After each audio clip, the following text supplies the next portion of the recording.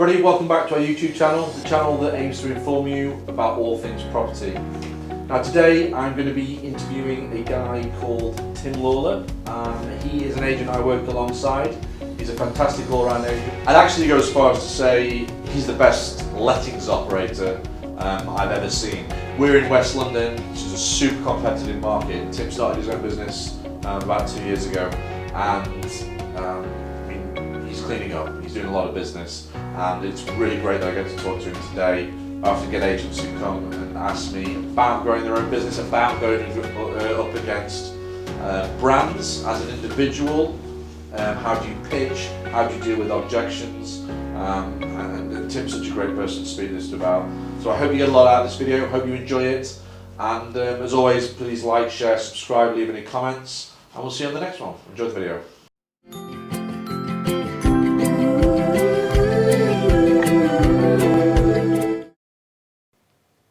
So thanks for your time, Tim.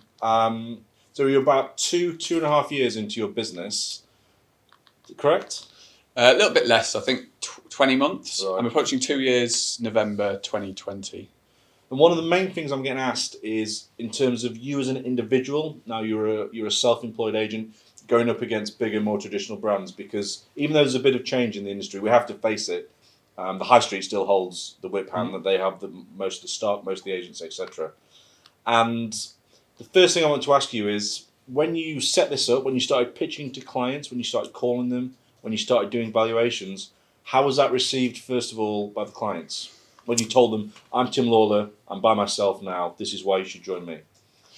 I think it was easier than I expected when I first started. So when I was phoning people, this was still a very new concept. And I think they took it very, very well. I think as long as you can actually engage someone for 5 minutes, maybe 10, and clearly explain what the model is, so they actually understand, it is a no-brainer. They can get a far more personal service from someone they know and trust, rather than going to a high street where they might know one person, but there might be 10 people who actually have to deal with them in the lettings or sale process. So to actually have one person to cover everything for them, and we can win on fee, or I can win on fee every time, because my overheads are nominal compared to going up against Savills. So my business costs me £300 a month to run. Savills have, as an example, or any high street agent, have a series of costs that are huge overheads. So it means I can undercut them by quite some margin. So my clients win on fee and they win on service. And again, like I said, as soon as you can explain this to someone, it is a no-brainer to use an individual broker under the Agent Homes platform against a high street agent. Yeah.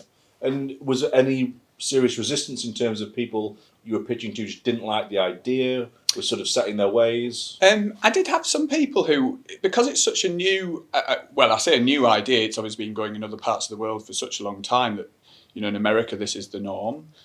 So people struggle to understand to start. But eventually, a lot of people said, right, I'll give you a chance with one flat or two flats, and now I'm taking on the rest of theirs. So it's testament to they've tried before you buy, and they get in and they really like the model.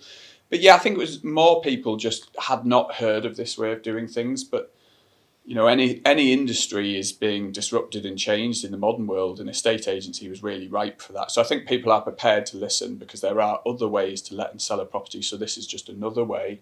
And actually, I think the best of all the models, it's not the budget end, do nothing, open rent, for example, which are fabulous, but very cheap and you don't get any service.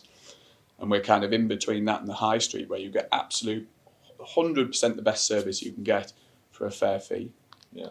So one of the main things when I'm talking to clients, and it seems to come up again and again, is they say to me, right, we'll give you this property, but if I was to give it to X, Y, and Z agent, they can go back to their office now and they have applicants on their books. They have 5, 10 people calling this out immediately.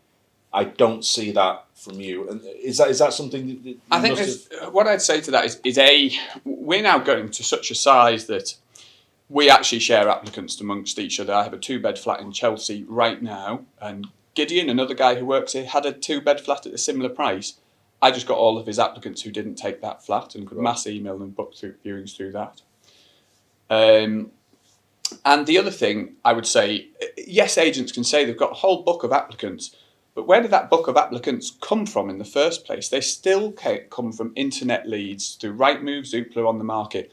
Those book of applicants didn't come from people who walked in the door of Knight Frank or Chesterton's, because no one walks in the door of an estate agency a year ago, and especially now in times of COVID-19, even more so people aren't going to high street shops. So it's driving people to start their search online even more. So yes, they might have 5 people already. We do now, because we've grown to that size. But besides which, your entire applicant box, as what negs refer to it, is built from internet leads. 95% of it, I'm very, very sure, having come from 15 years working in a high street agent. Yeah. And let's get into nitty gritty. Obviously, you go into value a place, you speak to a client. If you're not first in, or maybe you are first in, and you find out what other agents are saying about your model, about your way of doing things. Because, let's face it, we can all say, we're all fantastic, but we know that when you start pitching against other people, the mud starts slinging a little bit. Has there been a bit of pushback? I've not had, and I think actually other agents they're worried about what we're doing because we are disrupting the industry, but I don't think they've come up with any argument to beat us, and I think they're probably quite scared about what we're doing to the industry. And also I think that having left John D. Wood, which is a big high street brand, and worked at Foxtons for 8 years prior to that, and I learned an awful lot there. But coming from those 2 brands and pretending I had gone to Chesterton's or Knight Frank or Dexter's, I could go to that agency and I could phone and speak to people, but essentially you're pitching the exact same thing. There is no difference between any high street agent, any tangible difference. There just is not one that you could find. When I go up against those people, I'm the only person that's saying something that's entirely different to the client. So actually you're on a win from the start, because actually I'm not saying the same stuff that the 10 guys before me on that valuation have said, which is essentially all the same stuff. And now I'm offering an entirely different way of doing business with a fairer fee that can't be matched by a high street agent. And you think there's enough openness in terms of, there must be, in terms of the clients, and they're willing to do things a different way? I know we're talking specifically sort of West London here, but there must be. Everyone wants to try something new. I think there is a bit of a backlash against the traditional agency model, and I think the success of online agents and hybrids and all the ways there is now kind of is testament to that. But yeah, I've not had a huge amount of pushback on pitching agent homes in the model I work on. And just going back briefly to what you said about, obviously you've worked at high street brands and the training. There must be some things and some skills that you learned that have some really good carryover into what you're doing now. Oh yeah, absolutely. I couldn't have done this without the training of a high street agency, and learned what I learned my first few years at Foxtons, and the work ethic. I couldn't have done it without it.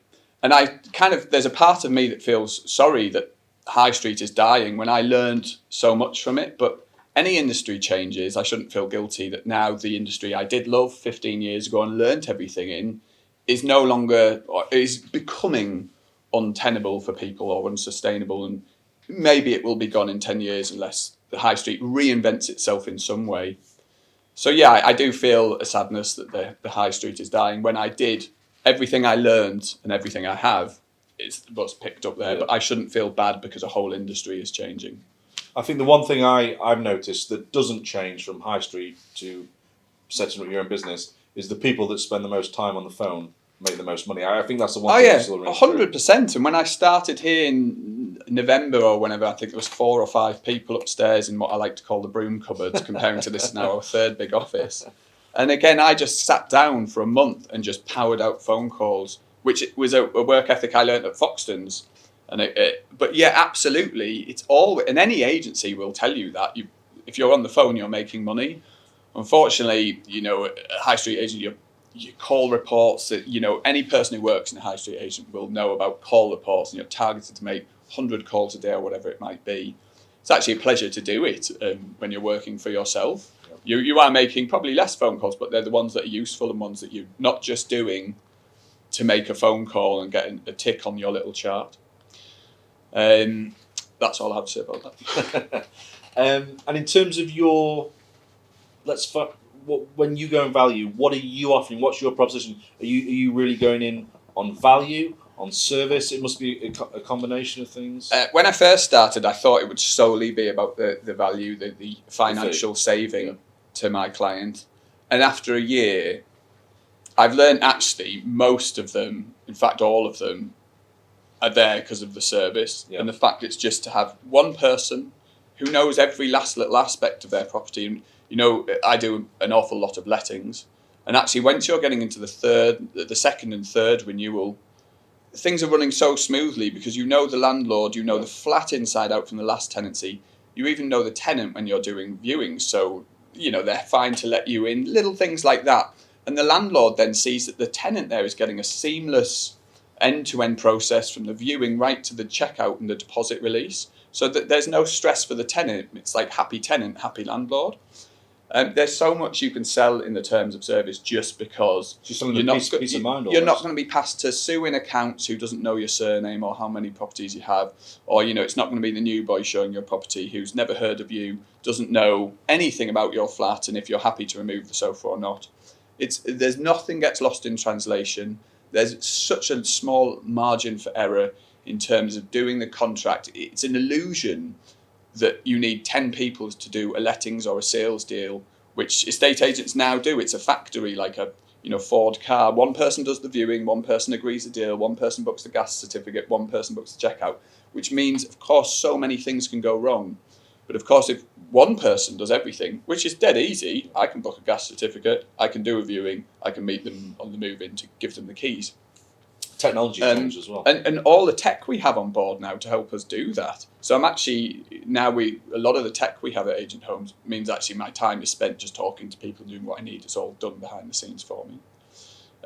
But overall, it's the service, I think, that you win on the fee, but the service is what people come for, I think. I heard you on the phone. It was a great conversation in the morning. You were on the phone to a client. And from what I could gather, you had one of his properties, but you had a few more, and you could not work out why he had not what's going on there. He is going to give me that. That's my jewel in the crown. It's a 6-bed house in Chelsea, and he's given me it to manage. Right. The other two I left being managed with a high street agent. I've had it only for about 4 months, but I know I've saved him a heap of money, and I'm chipping away at him. He's loyal to the manager of that agent. He's a nice guy. Yep. And he's kind of loyal. He says, Tim, everything you are saying is correct, but I've just got a loyalty to, we'll call him Mr. X for the time being. And he knows I'm trying to get Mr. X to come and join us and join me. And he's kind of, you can have the lot when that happens. But I think it will inevitable, in the next 4 months, he will give me the management of those houses for sure, because he simply can't, I know he can't be getting the same care and attention, because even the property manager at this high street agent, I know for a fact has never been to his other 2 houses. I must have been to his house that I manage, 3 times in the last month to check things, just nip in and out. And so there's got to be a tipping point which goes, what am I paying these guys for when I'm actually paying Tim a tweak less? He doesn't mark up all the bills, and he's got proper service. He will go there if there's a problem and his tenants are happier, and so that will happen. I will get the management. It's inevitable because I've chipped away at so many clients where it does happen. Yeah. This guy I've just got him back in touch with only 3 months ago or so. So it takes a bit of time. Nothing's instant in sales, but I'll get them and I'll get the other rentals as well. And let's talk about COVID. Obviously, we have to. It's been such a big thing, especially, well, it has in many industries, but not least in the property industry. What were you doing? Were you working? Were you finding that you were picking up business, or that other agents were? I guess, obviously, fortunately, people were furloughed, and I continue still to working work. for your clients. I can work from home. I can work wherever. Someone asked me where my office is the other day, and I pointed to my bag, which basically has my laptop in. So I can work anywhere. So I work throughout. Obviously, I wasn't doing physical viewings and physically going to places, but you can do an awful lot on the phone. And so all my clients, they didn't have to worry. I was absolutely still there. My tenants, I was still there to talk to them. Obviously, in terms of management, you couldn't do a lot of repairs. You just had to say you've got to stay put. But no, I enjoyed it. I think that the lockdown, I continued my work. My business was making money through management and renewals because I did an awful lot of rentals last year. So my income was absolutely fine. And you're always contactable for your... Always contactable. And if, well, I've never not been contactable. They can call me at any time. So no, it didn't have a huge effect on my business. And now July, which we've this is being filmed in August. July was my biggest month this year so far. I'm set to have, I think, my bigger August than last year. My September this year is massive.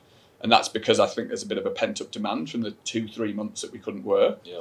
And again, the market's just starting to boom now. I think in times of crisis, when people move houses, whether up or down or out to the country or into London, and COVID has made people move house, that's brilliant for estate agents. Absolutely brilliant. The prices, my view from the stuff I've let, prices seem to be down. I mean, talking again as of August 2020, where we are now, I would say rental prices in central London have come 10 to 15% maybe. Yep. However, the last 2 rentals I've done, I know we talk a lot about my new open house model. Yep. I've achieved, I think I've done one exactly the same rent as last year. I did one, I got more, a little 1 bed on Portobello Road, and that was in July I let that.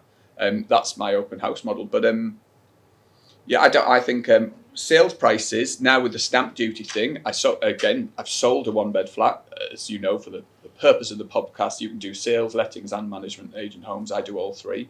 So I've sold a 1 bed flat, which we've agreed just shy of its asking price at $1 million, and that took 4 weeks to do. I think the stamp duty holiday had a big effect on that. Yeah. But no, it's the market. I think is great. And it's regardless of whether prices go up or down by 10, 15%, as long as things are moving, and any estate agent who has half a brain will know that really if prices go up or down 10%, lettings or sales, your bottom line fee it doesn't affect your bottom line fee. And transactions are happening now. It's transaction numbers that need to happen. And of course, if people aren't buying, they're renting. Yeah. So if you worked in sales in a high street agent and you're doing nothing and you're looking at the lettings guys who are busy, well, here you have that opportunity to go, well, I'll do some lettings then. Because the amount of times when you worked at a high street agent, you might have had a really wonderful client in sales and you've had to hand them off to lettings and lose that money despite the relationship you've created. Yeah, I agree. And if you could just give us one takeaway from this for agents, what would that be? I think what I've learned is there is absolutely business everywhere. Absolutely everywhere. If you just keep your eyes and ears open, and everyone you talk to, whether it's an inventory clerk, reporter, you will be nice to them. They will find you business. I've just rented a flat which was moving in next week, which I got to know the landlord because her flat leaked into mine and I managed that flat and I had to speak to her directly and she asked me about my business and I told her and I've just let it on the first viewing and it's a £1,200 a week flat in W8 and she's now inviting me to a house to look at. There's a huge house in Kensington, one I would never have dreamed at. And again, so much of the business now, I just come from word of mouth referrals, but keep your eyes and ears open all the time. Talk to every person you can. Business will come to you. Awesome. Thanks, Tim. Thank you. Cheers.